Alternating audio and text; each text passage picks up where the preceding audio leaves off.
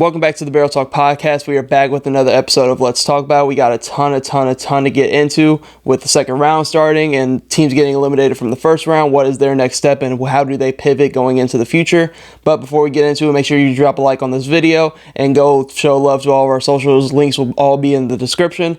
But without further ado, we got to get into last night. This is the big story in the NBA right now.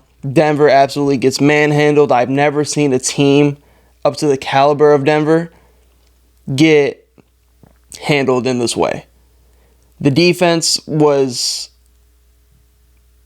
I don't really even know how to describe it. It seems like from jump, Minnesota came out there with a sense of urgency.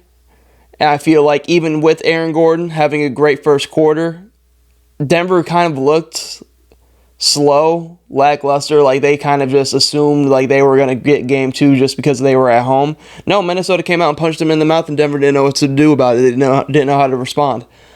And it really shows how I feel like fit on a team is so impactful. Like thinking about like somebody like Nickeil Alexander-Walker, who has bounced around from team to team, has found a real home in Minnesota just throughout his defense alone. We know what Jaden Daniels does defensively. We know Anthony Edwards is also a dog defensively. Rudy Gobert, who didn't play in this game, we know what he is defensively. But Nickeil Alexander-Walker, his on-ball pressure on Jamal Murray full court and Reggie Jackson was just so vital because it never allowed them to get into a rhythm. It never allowed the Nuggets to really determine the pace of the game because Denver's somebody that usually does play pretty fast, and they were getting ran out their own gym.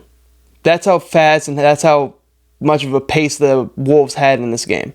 They controlled it from the tip. I loved the way Karl-Anthony Towns came out aggressive. He came off the meniscus, and he's been good for coming off of the injury and everything else like that, but it seemed like he hasn't really found that rhythm yet, and with Rudy Gobert out, as soon as the ball tipped, he was super aggressive, super physical. He didn't allow Jamal Murray to guard him. He didn't allow KCP to guard him in the post. He was being physical, got to his spots, and then Anthony Edwards kind of closed the deal in the second half. But looking at it more so, this is, if the Minnesota Timberwolves go on to win the championship, they're going to come back and look at this game.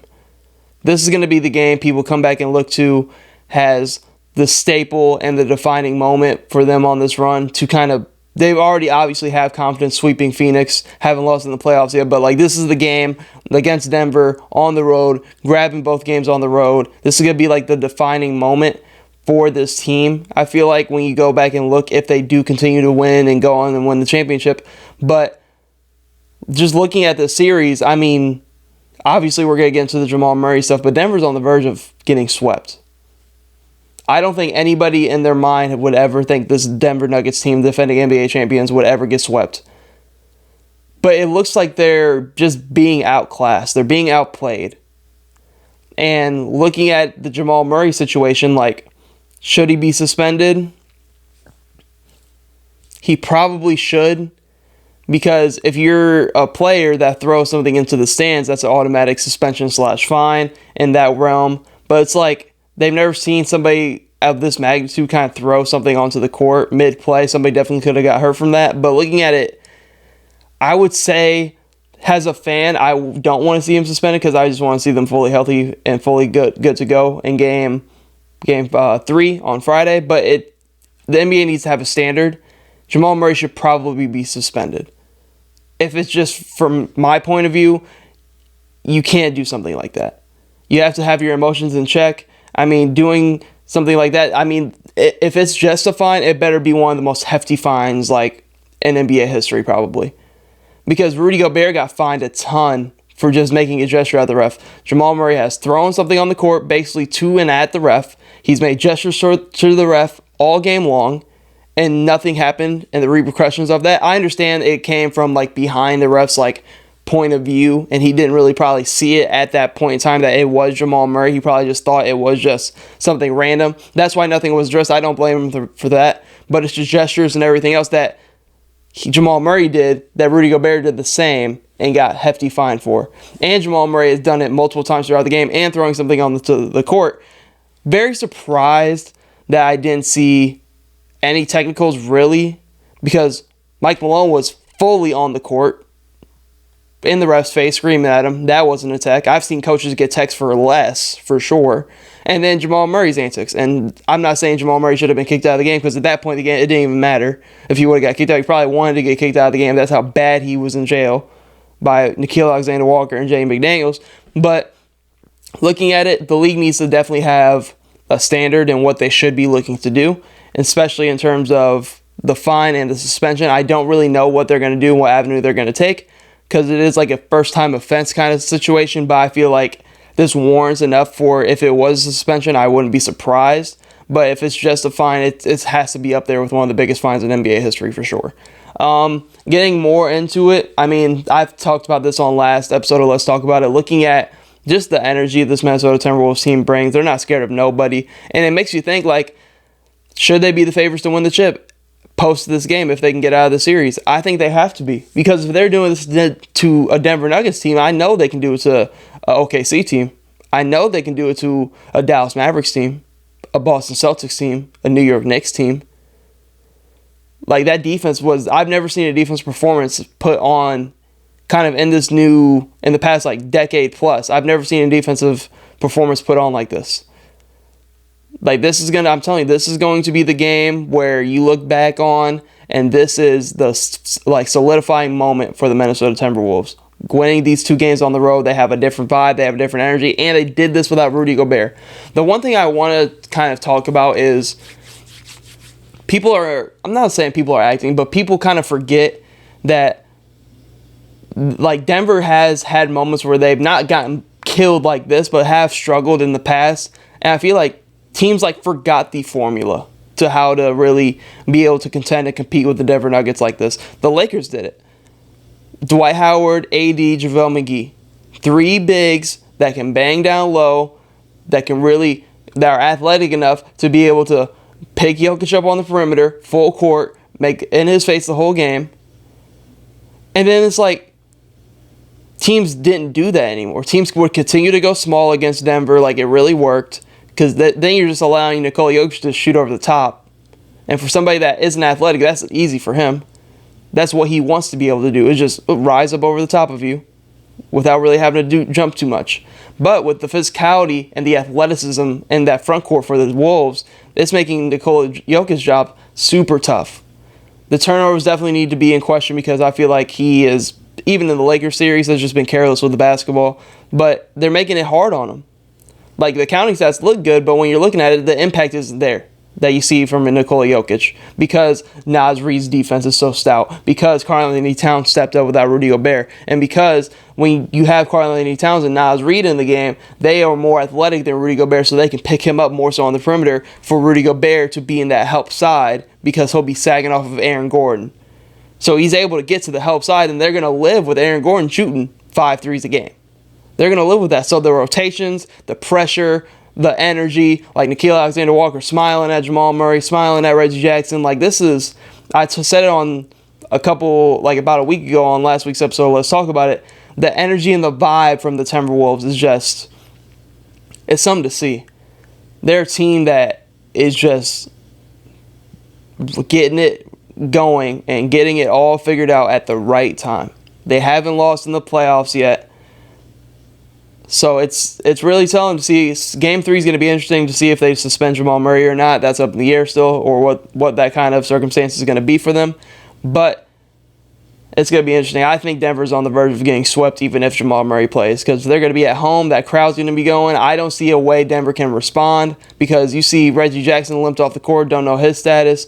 But if Jamal Murray is even suspended, they have no shot creation on the perimeter whatsoever. They will not have shot creation on the perimeter, and that's really telling. If they have a hobbled Reggie Jackson and Jamal Murray hobbled already, and KCP hobbled, they're gonna have no shot creation on the perimeter. And I understand, like, Jamal Murray had the calf thing. I'm not taking that into account at all, because the man had 32 in a closeout game, had 2 game winners last series, and was playing just fine even through the injury. So I'm not gonna say, oh, he's hurt. No, he was just getting clamped up. This is the first time I've really seen Jamal Murray get really exposed and clamped up like this in the playoffs. So it's definitely interesting to see. But it's going to be interesting to see what goes down in Game 3 on Friday. Kind of getting into kind of wrapping up what happened in the first round before we get on to some of the other stuff in the second round with the Knicks and Pacers. Kind of what's next, in my opinion, for these teams, where do these teams pivot? We got a list of teams. We're going to go ahead and start out with the Heat, because this Pat Riley came out and kind of put their certain players on fire in a way. Had comments about Jimmy Butler, had comments about Tyler Hero, two guys who are your 1 and 3 punch out of your big three, and then with Bam Adebayo. Looking at them, they've been fragile. They haven't been playing in the regular season, which in terms leads to them being in the play-in almost every year. Yes, they've made runs, but I feel like they've reached that peak with this Miami Heat team. I mean, even this past offseason, you lost two big pieces to this team, and Max Strus and Gabe Vincent. Two guys that can space and shoot the ball, which is something this Miami Heat team struggles with at times.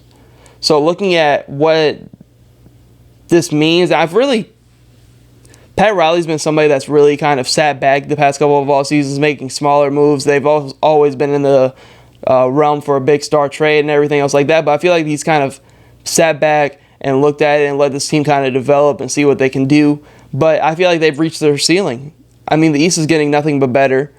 Like, at some point, with Jimmy Butler's age, are you really going to want to pay him that 2 years, 110 or something like that? It was like 2 years something, crazy amount, for somebody that's not even really playing that much in the regular season, who's somebody who's taking months off at a time. It seems like same with Tyler Hero. Tyler Hero himself tries to put himself in conversation with Luka and Trae Young, but it's like, I don't know, because Tyler Hero is missing months at a time, it seems like, throughout the regular season. And he goes out, and this, from Pat Riley's point of view, me looking at this, it makes me think that Miami's going to have a very interesting and exciting offseason. Because I think moves are coming. I think Pat Riley's somebody that has always stood on business. This is his team, his city. Same with Spo. He's not moving off of Spo. I think there's going to be moves to be made. There's going to be big-time moves that need to be made. I personally don't think they should pay him that much with Jimmy Butler's age and with how much he actually plays in the regular season. That really limits you to making other roster moves to make the team better and get more talent on the team, because this is what that team is lacking. Even if Jimmy Butler and Terry Rozier play, they're not favored against Boston. I'm not saying the same thing happens. They might get it one more game, and the same thing would happen. They just don't match up enough with Boston talent-wise, and it showed. They just need a roster revamp. They have young assets, so they want to trade them. But I'm like, you have a timeline and a team where Jimmy Butler's the odd man out in terms of who's on your timeline. Tyler Hero's young. Bam's young. Jaquez is young. Jovic is young. So you have a young core. Jimmy Butler is the odd man out in terms of age when it comes to like growing into the future. So paying him that much money, even though it's Jimmy Butler, he's taking you to 2 finals. Is it worth paying them that? You got to start thinking of the future. You have to. You have to start thinking of the future, especially if that pivot move isn't to go get another star, which they have assets. I don't know where that star is and who that star is. So it's very interesting to see. I think you have a good enough young core to where you can possibly move off Jimmy Butler and have a young core and start to build that up, focusing around Bam Adebayo. But it's just like, I don't know if at Jimmy Butler's age, I'm paying him that 2-year extension worth 110. I don't know if I'm doing that. With a team that is already lacking kind of real draft capital and assets, you have young talent, but more so draft capital and the money to make shit work. Like, I don't really know where that move is. And if you do move a star, you're moving Tyler Hero, who is essentially basically your point guard at this point. So who are you bringing in? It's tough. It's a confusing situation in Miami. But all in all, I don't really think the Jimmy Butler extension is worth it. And I think this team needs to start gearing and pivoting towards building more so around Bam and Tyler Hero, because they have young talent that fits that timeline. And I think that's something they really do need to focus on. Moving on to the Bucks. I mean, I hate the term run it back. I also hate the term like blowing it up too early and running it back, because I feel like there's a fine middle between the two.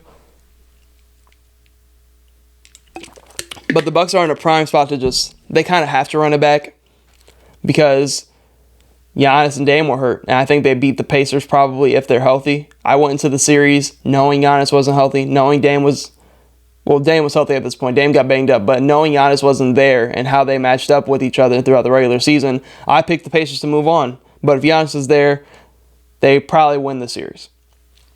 But looking at it, this is another team that has a tough decisions to make. They're an older team. They have to get younger. They have to get more athletic. Looking at what they have, Chris Middleton and Brook Lopez might be out the door, in my opinion.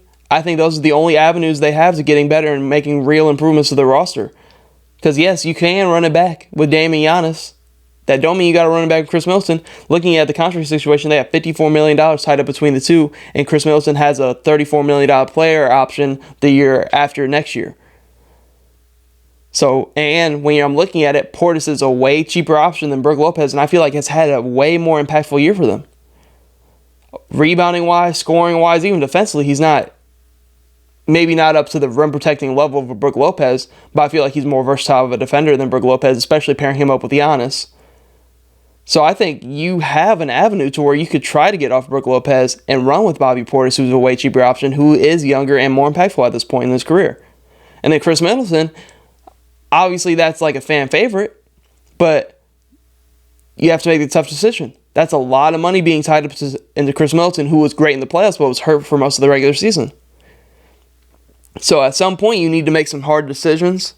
I don't know what the trades exactly are for this Bucks team, but they have to get younger. They have to get more athletic. They have to get better defensively, especially on the perimeter, and especially a very, vital piece for what they've done. They got Malik Beasley on the low, who had a great year, who they're probably not going to be able to bring back unless they find a way to free up some money. And he's been their probably most consistent shooter outside of Dame. His ability to space the floor has been huge for them this year, and he's probably going to get paid by a team. So it's just like, what avenues do they have to really getting better and really improving this team? It has to be through Chris Middleton and Brook Lopez. It has to be. It has to be. I think it's way too early to move off of Dame.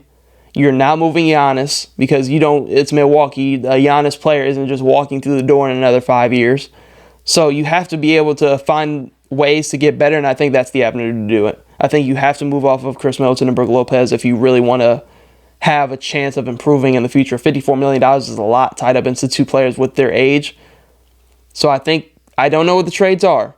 I don't know what the moves are yet. I'll dive into that once the offseason comes, but I think that's the avenue they need to take. I think moving off of Chris Middleton and Brook Lopez isn't giving them enough flexibility cap-wise to really make real improvements to the roster.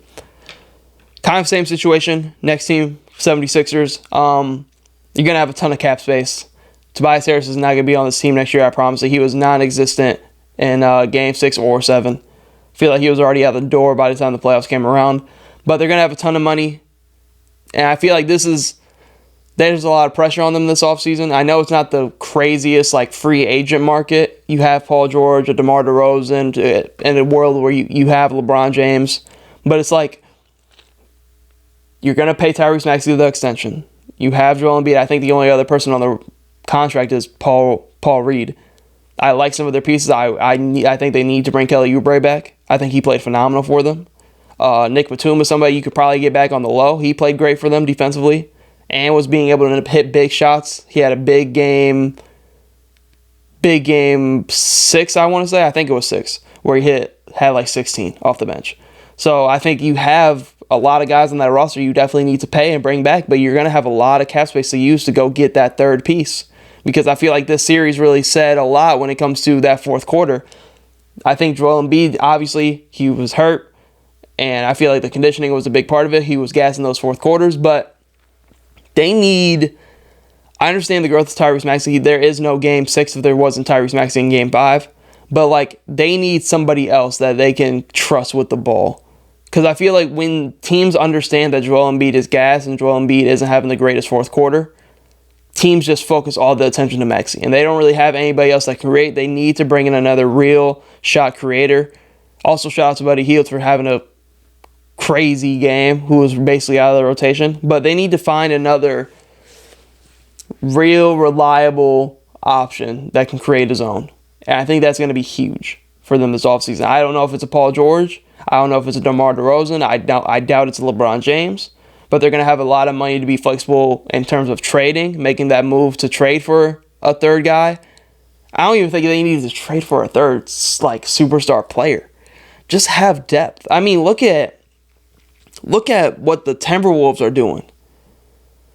Like, look at a team even like OKC. Like, the depth, like, the being able to bring bodies off the bench. Like it would, obviously, you would love to have a Paul George. But you have the cap to go get high quality role players. Being able to hop into trades because of your cap situation to really bolster up the team. I feel like instead of paying this person like almost all your cap, make sure your roster is cohesive. Make sure the fit is there. Make sure you have depth. Because we've seen Joel Embiid miss a lot of time in the regular season. Make sure you have that depth to where if he does get hurt, it doesn't happen like it did this year to where you slide all the way down to 7. And that was a lot on Tyrese Maxey, but that was also them not having another shot creator. They need to get a shot creator. I think they're fine. I think they need to bring Kelly Oubre, Nick Batum back. I think they need to just get that other shot creator, and they need to focus on their depth. I think those are the two things they need to focus on. If they get another shot creator, also sucks that DeAnthony Melton was hurt with that back problem throughout the back half of the year for the most part. So that's a big loss. He's also a free agent. Don't know what they're going to do about that. But they have a lot of avenues to really get into this offseason and be aggressive. But here's the thing. I'm going to come out here and say this is the last go in the Joel Embiid era for the Sixers. They're one of the only teams in the Eastern Conference that is labeled as a title contender that has the cap space to really make real improvements to their roster. This is the last time. This is the last go at it. I think this has to be the last go at the Joel Embiid era and trying to win a championship. It has to be. You're never going to be in a better position to improve your roster. And at some point, you're going to be looking at, is Joel Embiid able to get it done? Because you could walk into the same problems next year. Joel Embiid gets hurt. Playing from behind, you fall in the standings, get a tough matchup in the first round. At some point, I think this is the last go for the 76ers and building a championship team around Joel Embiid. I think this is the last time you're going to be able to do it, especially with his age, and he's getting up there in age and the injury history. I think this is going to be one of the last great years you have to do it until you need to start focusing and pivoting towards building around Maxey and possibly moving off of Embiid. I think that time is coming sooner than people think. I think this next year is going to be really telling to how soon that pivot happens for them. Next team, Orlando Magic. You're ahead of schedule. Doesn't mean you need to be passive. Go into the offseason being aggressive. You have a ton of money. You're not paying Paolo max money for the next couple of years still. Even Franz, you have another year on his rookie contract and his team option that you pick up. Your free agents, Markelle Fultz, Gary Harris, Joe Ingles. You have a couple guys on team options that you're going to bring back, obviously, like Paolo and Franz, all that kind of stuff. But looking at it, they need shooting. I think they need to upgrade at the point guard spot because I just don't think Markelle Fultz fits with what his skill set is on this team. He can get downhill, he can play make, but that shooting and that spacing is something that the Magic desperately need. And Markelle Fultz being a free agent, getting off that $17 million is huge. Gary Harris, you're probably fine with not bringing him back, same with Joe Ingles. But just because they're ahead of schedule doesn't mean you need to be passive. You need to go into the offseason being aggressive, trying to fill these holes and fill these needs. And you have the money to do it. You might as well try to do it while you have all this money. There's a couple examples and guys I think they should go out here and look for that are going to be great fits. We've already seen Klay Thompson be mentioned. I think Klay Thompson is a phenomenal fit because you can slot him at the 2 or the 3 with all that length and size that Orlando has, and he can be able to space the floor for you. He might not be the defender that he once was, but that's why you have a Franz. That's why you have a Paolo. He brings some of the difference to the table that they don't have. You have a Jonathan Isaac. So Klay Thompson adds that shooting that they desperately need. And a point guard, I just love Cole Anthony off the bench. I think they need to keep him in that role. I love Suggs at the 2, being able to guard the other team's best player on the perimeter. And I think Tyus Jones is the point guard that you can easily slide in, ain't going to turn the ball over, can shoot the ball, can play make, can do a little bit of everything. And with him being a free agent, you could probably get him on a cheaper contract, especially coming off of his year from the Wizards. Another name, Gary Trent Jr., also a free agent. Who knows what Toronto's going to do with him? I feel like they're moving into a complete new era. and he's still young. He does fit your timeline. He can shoot the ball and defend on that perimeter. I think he's a great fit. I love DeAnthony Melton in the spot, depending on his health and that back injury. I love him in this spot because he can sit down and defend and space the floor. And he's somebody that doesn't need the ball in his hands at that point guard spot. You can really allow Franz and Paolo to really have the ball in their hands a ton when you have DeAnthony Melton and Jalen Suggs spacing and playing defense and being able to sit down. He's a fit that I really like. And then another fit, Malik Beasley.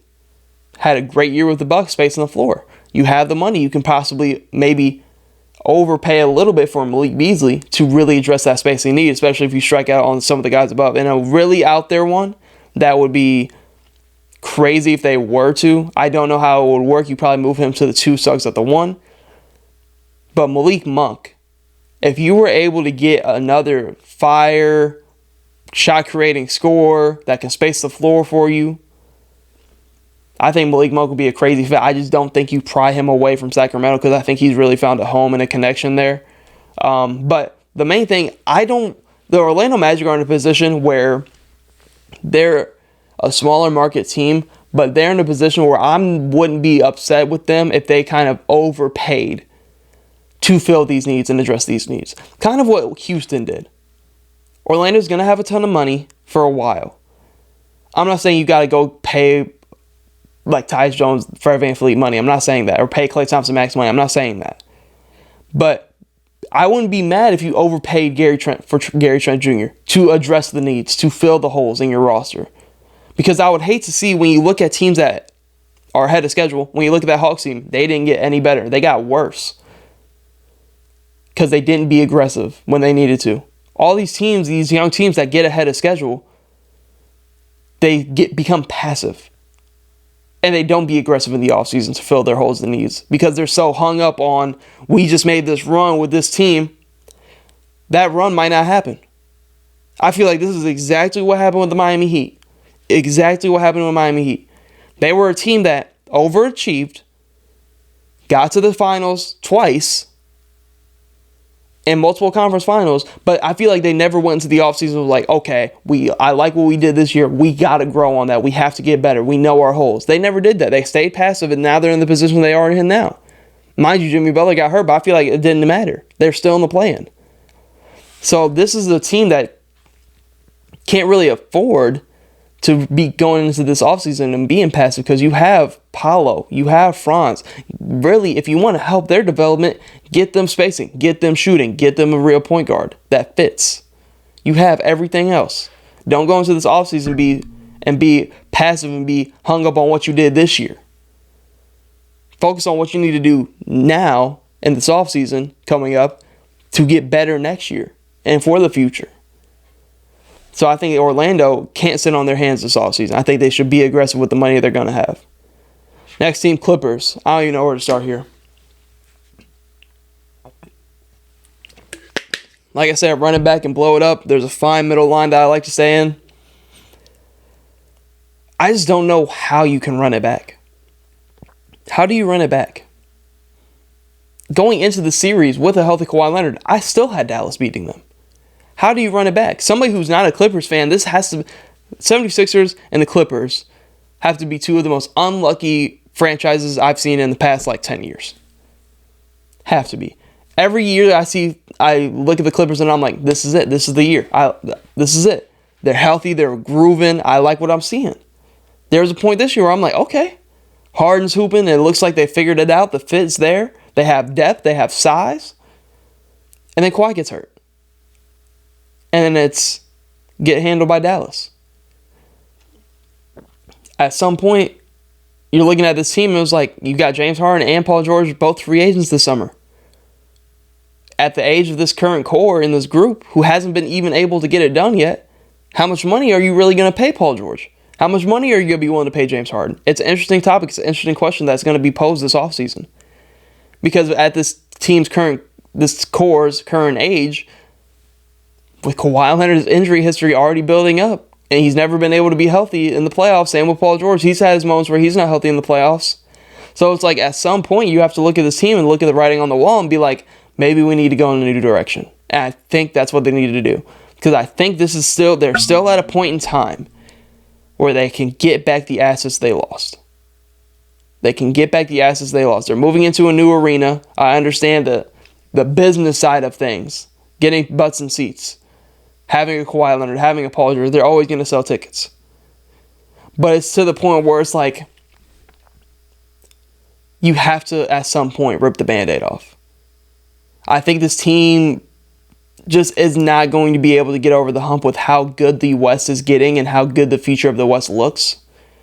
I think this team is just missed the window. I think the window was when they beat Utah and went to the conference finals and Kawhi Leonard got hurt that series. I think that was the window for them to win the title. Because I think with a healthy Kawhi Leonard, I think they beat Phoenix and they beat Milwaukee that year. I think that was the window. I think that window is shut and closed. I think that's just a harsh reality with this team. I think with Paul George going to hit free agency, I think James Harden's going to hit free agency. I don't know if I'm committing to both of them, paying them big time money, if I know kind of the outcome, and the outcome's been happening year after year after year. And with Kawhi Leonard, I mean, he's just, I don't know what you do. I've seen them load manage him throughout the regular season, gets hurt in the playoffs. He's played all regular season this year. I'm thinking he's actually in shape, ready to go outside the load managing spots against the playoffs and be healthy. Gets hurt in the playoffs. There's no avenue to it, it seems like. It seems like it's just a rinse and repeat every single year. Every single year it's rinse and repeat.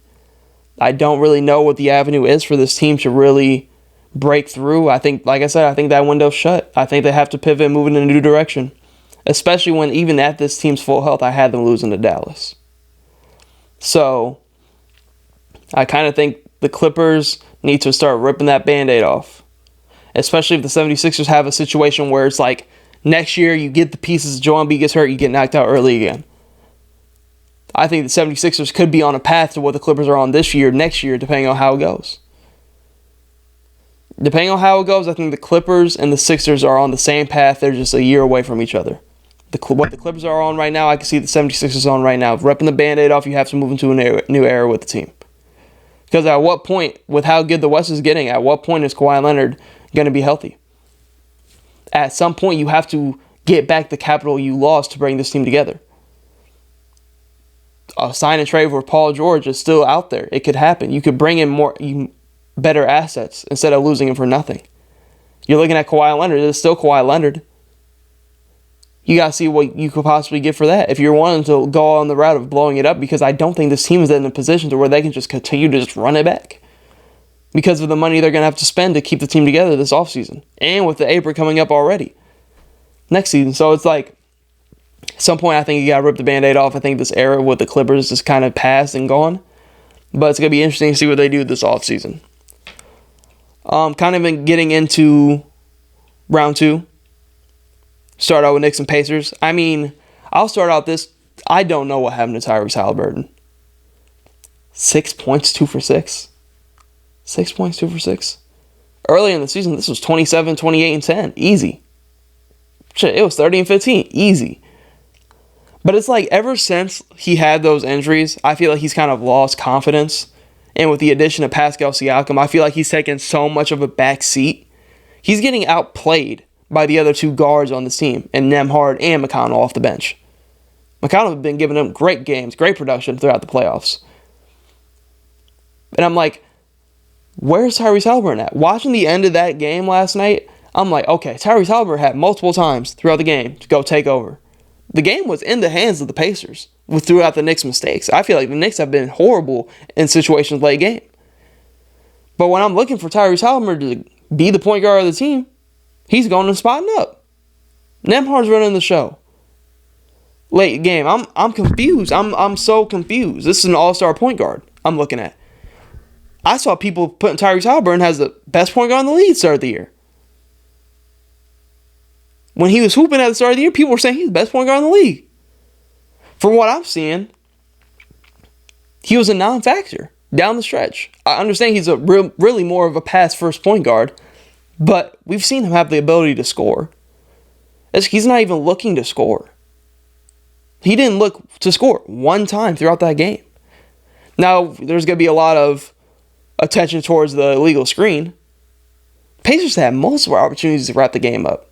Multiple opportunities to wrap the game up. That also comes with them having absolutely no answer for Jalen Brunson whatsoever, which I have yet to see have a team have an answer for. 4 straight 40-point games. Like Jalen Brunson's getting close to that top 5 rather than the top 10. He's in that mix. And it's like looking at the Pacers, we're going to look back on this series because I do have the Knicks taking care of business here. I just think this is a tough matchup for the Pacers. But when I look back on this series, because I have the Knicks winning in 5 or possibly sweeping them, when I'm looking back at this, I think this is going to be the game where I'm like, the Pacers should have had this one. The Pacers should have definitely had this one. But you get a great bench performance from your bench. You have a ton of depth. They gave you a punch. Pascal Siakam hit 2 buckets late in the game down the stretch. Like, if Tyrese Haliburton plays better, you probably win this game convincingly. Because the Knicks, I've seen this trend with the Knicks. The only thing that worries me, they've had some very big questionable decisions late in games. Kind of that the whole Philly series carries over into this one. I think they kind of don't make the best decisions late in games. But looking at this, I just think this is going to be one of the games that the Pacers should have probably got. I know the attention is going to be on the illegal screen, but there's a lot of things that led up to that illegal screen where I thought the Pacers should have probably won this game throughout the Knicks' mistakes. But that's the thing of the past now. They have to look forward to game 2, which is tomorrow in New York. It's going to be rocking. Just watching it, I feel the energy coming through my TV. I felt like I was at MSG. That's how, like the fans in New York are truly one of a kind.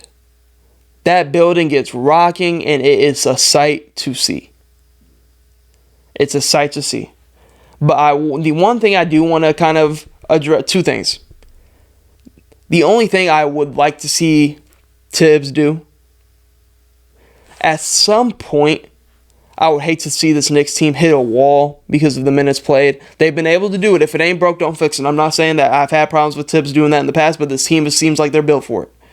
But you have times in the game where you got a great game from DiVincenzo scoring-wise and Josh Hart. There's been games throughout the playoffs where I'm like, God, they could really use somebody else that can get their own. They could really use somebody out here that can space the floor and give them another shot-creating option. They have Alec Burks on the bench. You can say what you want about Alec Burks. Alec Burks been here before. He's a professional scorer. He can get his bucket on his own. I feel like just giving him some more run, I feel like can really benefit. Giving some people like a DiVincenzo or Jalen Brunson maybe a little bit more rest, because I feel like Alec Burks can come in and give you good production on both sides of the ball. So I think if it ain't broke, don't fix it. But I think giving Alec Burks a little bit more run can really benefit them because he's somebody that can score. And I feel like this team goes through droughts and times where they just struggle scoring the ball if it's not Jalen Brunson force-feeding it. But Jalen Brunson, dangerous. And I think another thing is this shows that the NBA is going into a new direction. With this team, it really shows fit is being more beneficial to a team than talent alone. If a team has a great fit and a great culture instilled within, it can mean twice as much as having talent. Twice as much as having talent. And I think that's the direct, like when you see the connection and the chemistry from DiVincenzo, Brunson, Hart, obviously they all went to Nova together, but it's just like the addition of OG being a perfect fit. Hartenstein seems like a perfect fit. Mitch Rob's been a perfect fit defensively for them. And it's like, even then, Julius Randle's the perfect fit for them. They just feel like they all fit and connect together, which I feel like the NBA is kind of leaning more towards. Instead of getting these super teams together and getting 3 stars together, I'd rather have teams with depth. Teams with depth are really the teams that are making these runs in the playoffs. Teams with depth and great chemistry are making the runs in the playoffs. So I just see a lot of that with this Knicks team. A lot of good connection and chemistry and a lot of good, not more so depth, but it's more so like the chemistry this team has. I feel like this team is this is due for a run, but they're another team where they kind of need to I don't really know how to say. They need to go into the offseason and not be passive, but you have Julius Randle that was hurt. So it's like they need to and you have Bogdanovich who's hurt now. This is a team where I would be fine if they got bounced in the conference finals. If they were just like, all right, we're going to run it back. If we have Randle and Bogdanovich healthy, whole different ball game, right? Hopefully I just wish they were healthy. That's the only thing. I just wish they were healthy.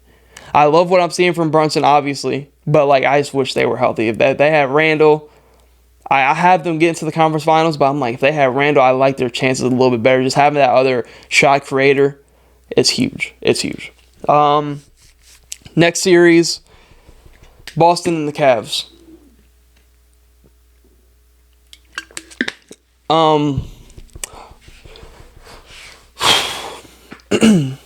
I just think going into this, it's like Boston's going to be heavily favored. But if there's a game the Cavs get, it's game 1. Boston's had some time off. Cavs are coming off of a game 7. They're kind of in rhythm. Can come right into the series, punch Boston in the mouth early. No KP. If they have Jared Allen healthy, it could be huge. They could dominate the glass with their size and their length.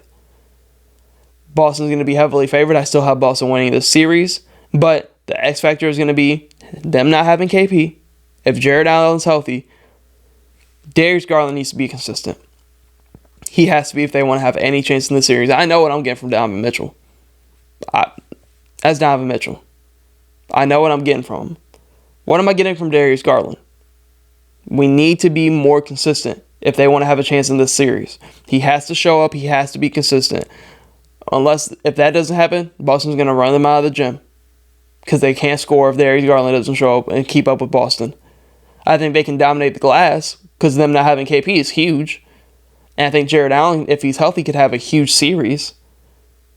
But it's just like Darius Garland's the X factor. What are you getting out of him? If he's giving you consistent minutes, consistent play, giving you about 15 to 20 a night, with Donovan Mitchell giving you about 20 to 30, with Jared Allen giving you a double-double, with Evan Mobley almost giving you a double-double, then it's interesting. But if Darius Garland's the X factor in this series, I already know what I'm getting from Boston. Even without KP, they're going to be heavily favored, which they probably should be. But Darius Garland's the X factor. If they get consistent play from Darius Garland, it could be interesting. But Boston, I don't even need to dive into them. They're favored for a reason. And then kind of getting into OKC and the Mavs preview, possibly a 7-game series. Gonna be a very interesting game. By the time I'm filming this, game 1 is tonight between Boston Cavs, OKC Mavs. So looking at this, OKC hasn't lost in the playoffs yet. Dort versus Luka matchup's gonna be interesting to see. Because I've seen Luka have bad shooting games, but I've never seen Luka get shut down. I've never seen Luka get taken out of the game. His impact's always going to be there. I've never seen somebody be able, or a team be able to really stop him. He's going to have bad shooting games, but I've never seen a team be able to stop him in their tracks. So that matchup's going to be interesting. If Kyrie can continue to play like he played in that Clippers series, it might get scary. It could get scary. Because with Kyrie being hooping like this, it's going to be a tough thing to match up with him and Luka. But with OKC, looking at them, I know what I'm getting from SGA for the most part. J-Dub. I've been hearing all year, J-Dub is the 2. He's the secondary closer next to SGA. He's had a phenomenal season. He's the X factor to kind of match that production that they're going to get from Kyrie. Because I know what I'm getting from SGA and Luka. Who on OKC is going to match that level of production from Kyrie? I think Chet Holmgren's going to have his hands full with Lively and Gafford. Throughout the regular season, Gafford's really been great against Chet.